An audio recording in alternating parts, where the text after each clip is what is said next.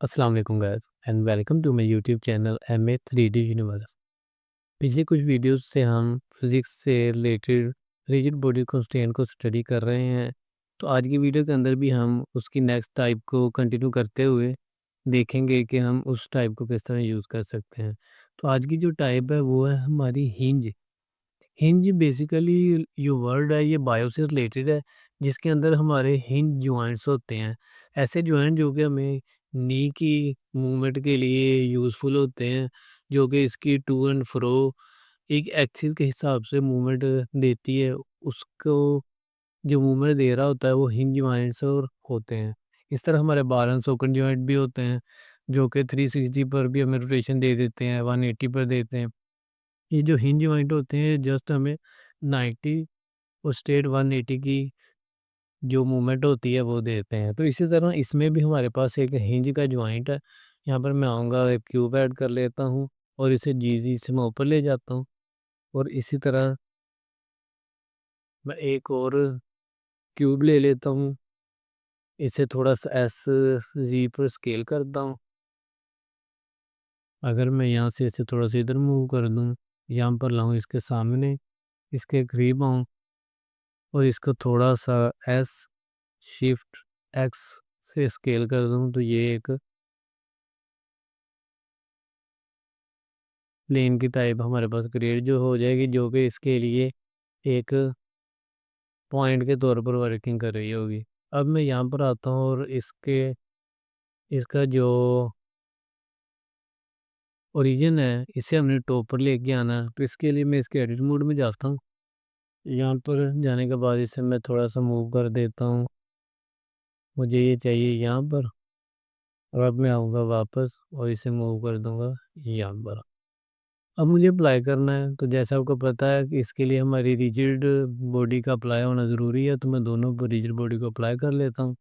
अब यहाँ से अप्लाई करता हूँ मैं अपनी रिजिड बॉडी कंस्ट्रेंट को और यहाँ से हम सेलेक्ट कर लेंगे हमारे हिंज को। जैसे ही मैं यहाँ पर सेलेक्ट करूँगा तो ये देखें, पहले हमारे पास जस्ट सेटिंग सेटिंग के बाद ऑब्जेक्ट का पैनल आ रहा होता था, लेकिन इसके अंदर हमारे पास दो और पैनल आ चुके हैं, लिमिट का और जिसके अंदर हमारे पास है एंगुलर का, यानी कि एंगल की बेस पे। क्योंकि जो हिंज होता है ये 180 90 की मूवमेंट हमें दे रहा होता है, तो यहाँ पर एंगल का होना ज़रूरी है। तो इस तरह हमारे पास एंगल भी है। यहाँ से ऑब्जेक्ट सेलेक्ट करेंगे, दोनों ऑब्जेक्ट को मैं सिलेक्ट कर लेता हूँ वन बाय वन। अब अगर हम इसे रन करें तो ऐसा ही कोई इफेक्ट तो हमें नज़र नहीं आएगा। ये मैं रन करता हूँ, तो ये देखिए दोनों नीचे की तरफ मूव करते हैं, क्योंकि हमने इनमें से एक को पैसिव बनाना है, जो कि हमने नहीं बनाया, इसे पैसिव कर देते हैं। अब अगर यहाँ पर करें रन, तो ये देखें कोई भी ऐसा इफेक्ट नहीं नज़र आ रहा। अगर इस पर आने के बाद हम हिंज में ये जो एंगल है इसे जी एक्सिस पर करें, अब अगर मूवमेंट देंगे तो अब भी हमें कोई ऐसा इफेक्ट नज़र आने वाला नहीं है। ये देखें सेम उसी पोजीशन पर वो मेंटेन है। तो इस इफेक्ट को कैसे देखा जा सकता है? इस इफेक्ट को देखने के लिए आपके पास एक एम्प्टी का होना लाज़मी है।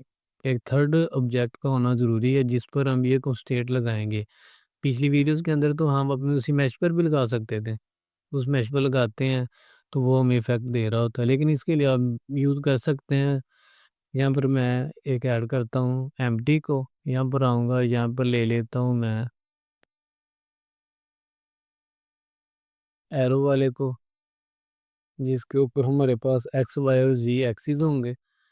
इसे मैं थोड़ा-सा कर लेता हूँ स्केल, इसे लेकर आता हूँ टॉप पर, यहाँ पर लाता हूँ इसे और हमारे इसको थोड़ा-सा वापस इसी पोज़ीशन में ले आता हूँ से।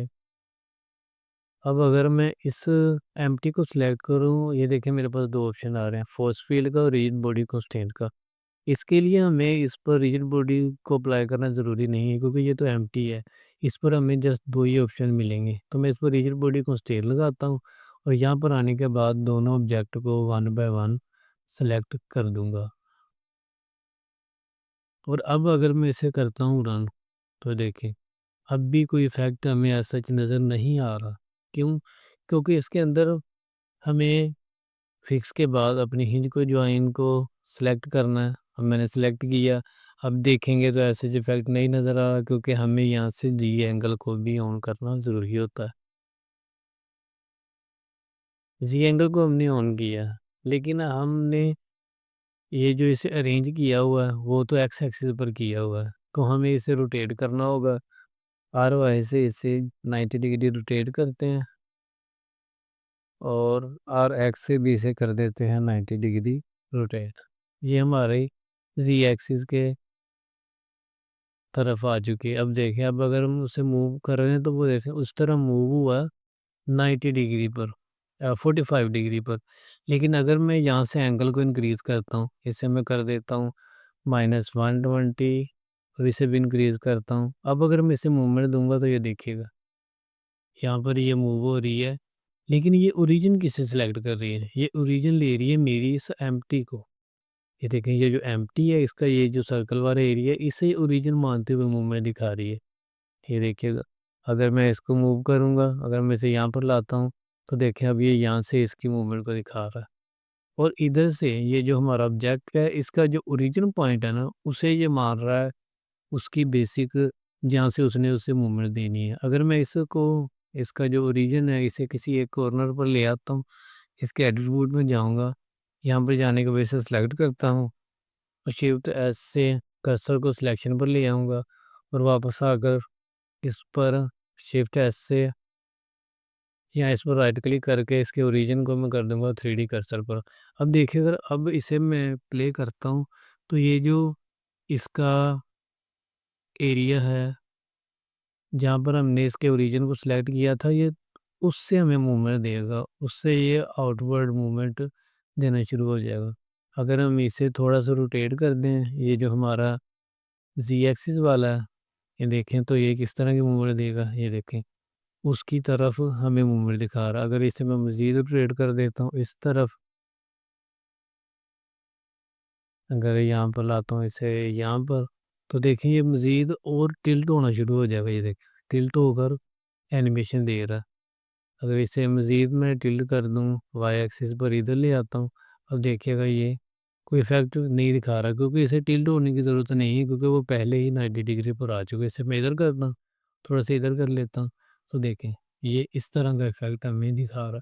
यानी कि इसके लिए जो एम्प्टी आपका होगा वो इसे कंट्रोल कर रहा है कि ये बेसिकली किस तरफ इसकी रोटेशन हो, ये जी एक्सिस में रोटेट कर रहा है, या कि ये जी एक्सिस के इर्द-गिर्द मूव कर रहा है।